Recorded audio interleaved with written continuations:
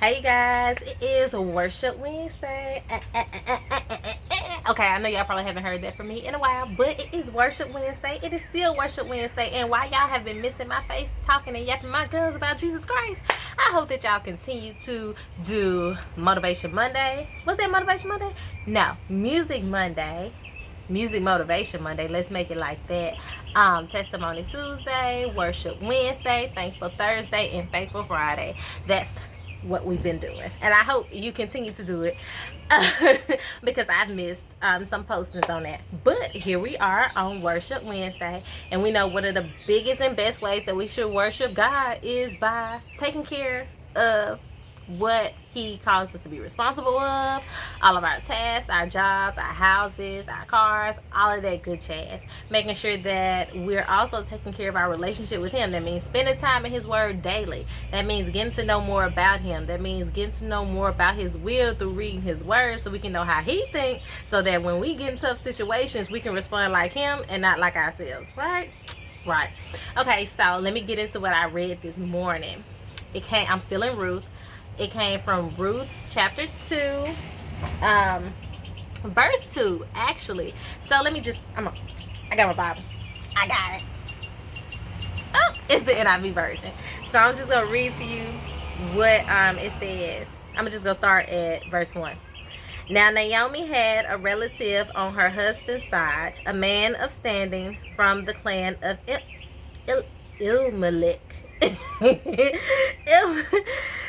Elimelech, whose name was Boaz. So we know about Boaz before Ruth know about Boaz, and before Naomi even remember who Boaz is. But foreshadowing, they letting us know what's about to be talked about. So verse 2.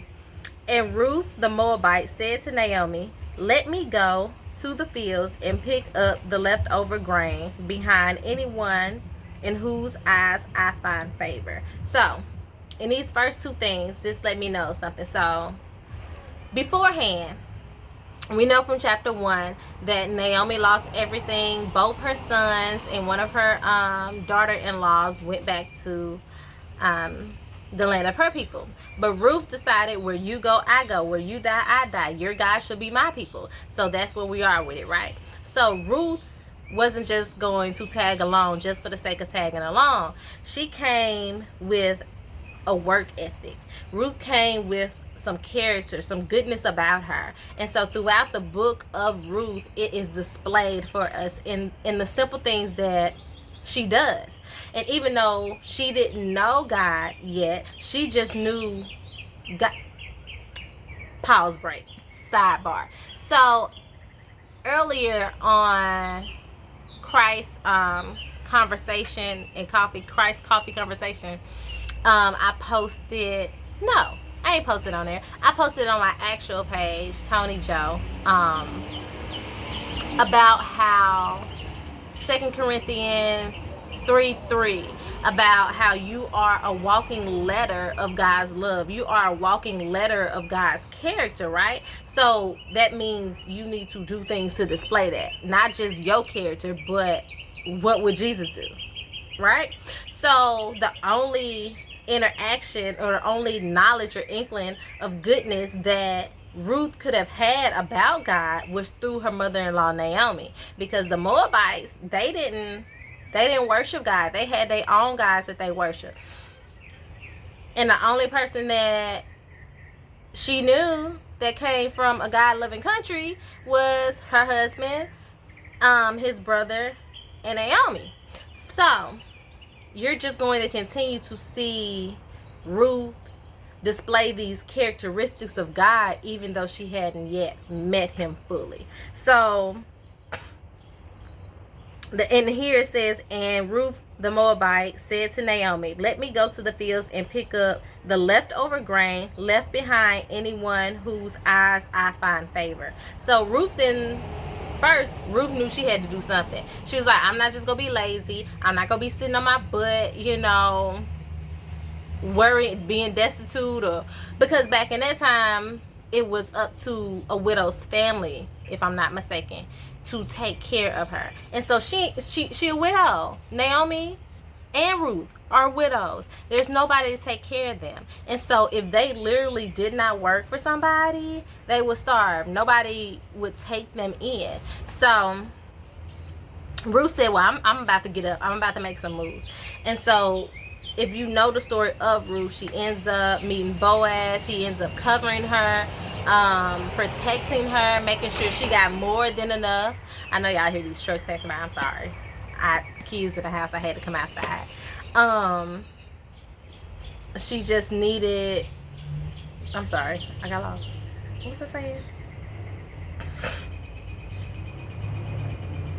I was saying something, y'all. Right. So Boaz ends up being...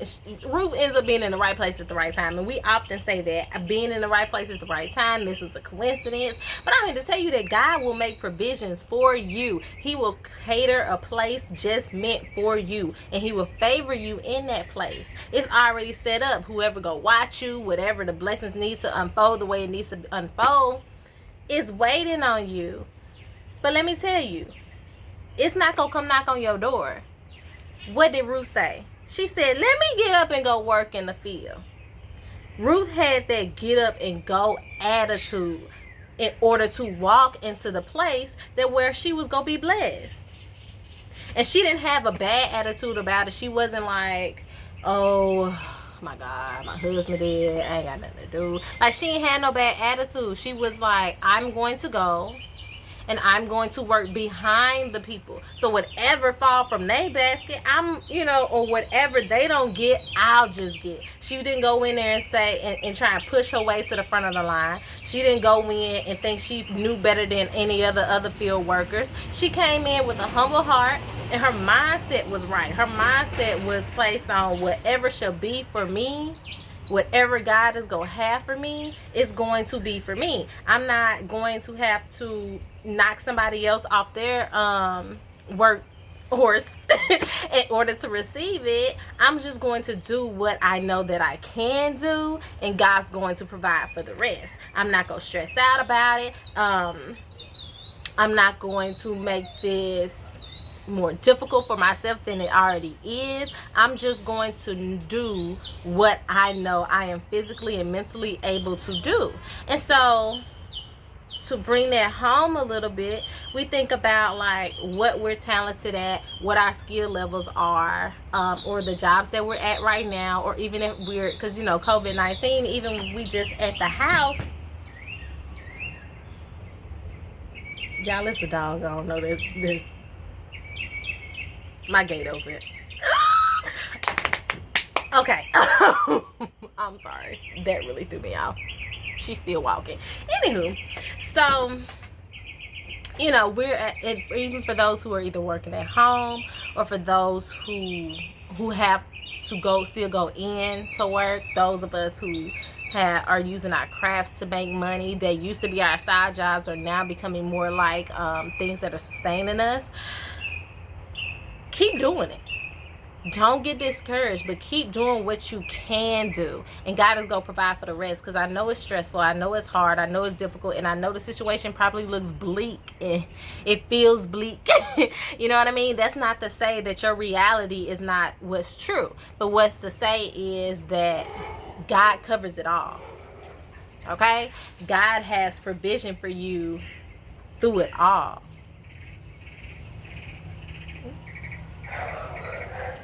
God has provision for y'all through it all. And I just wanted to encourage you guys.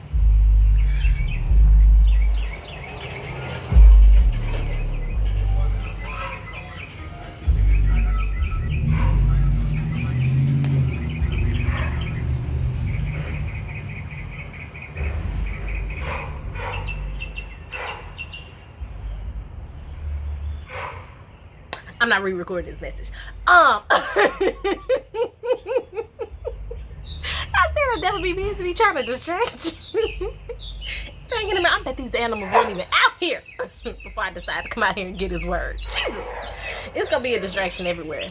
Keep working through it. It's going to be stuff that's going to be coming at you sideways. Keep working through it. No matter what's coming up at you, no matter what the situation may be, You keep doing what God tells you to do. You keep putting yourself in a mental space in order to.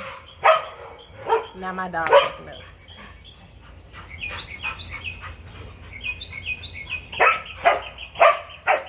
I'm gonna close this gate.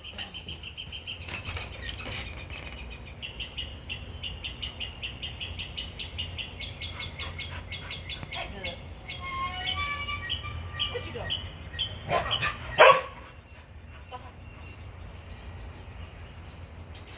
You're pregnant, good.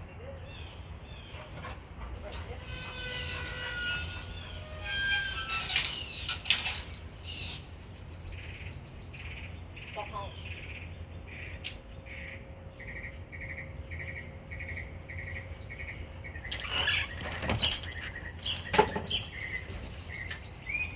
Hey. Maybe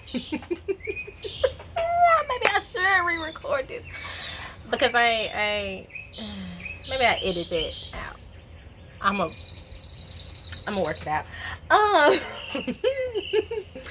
So whatever distraction may come your way, or whatever negative thought pattern may be trying to jump at you, making you feel like you got to be bitter about your situation, recognize that you have a choice. You don't have to settle for those thoughts, because God says, I operate in peace of mine.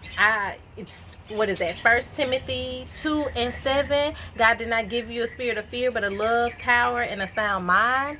God did not create you to be fearful. He did not create you to be meek and lowly in that sense. You know what I mean? Like, be humble, but don't think so less of yourself that you're not doing the work that God created you to do. That you don't have the faith to just keep putting one foot in front of the other, no matter how difficult it is. Do what you can do. That's all I want to tell y'all. Y'all have a blessed one. I love y'all. Continue to worship God in your mind and your spirit, in the way that you speak to people, in the way that you handle people, in the way that you take care of your homes, your businesses, your children, all of that. All of that is gifted and blessed to us through God. And have a great attitude about it, you know? Even though it seems so mundane. Even though, you know, you feel like, I gotta do this 20 times. I gotta wash these dishes 20 times. Okay, but at least you got dishes to wash. You got a sink to wash them in. You got a house or apartment or wherever the case may be that you are living to do that in. So let's just be grateful for the portion that God has given us in this moment, and realize this gonna be something else eventually. But God wants to see that you have a humble and sincere heart. He wants to see that, what does it say? What does the word say? Something like, can I trust you with the little things? I can bless you with other things, but I need to make sure that I can trust you with the little things. Right? Right. All right, y'all have a blessed day. Love you guys. Bye.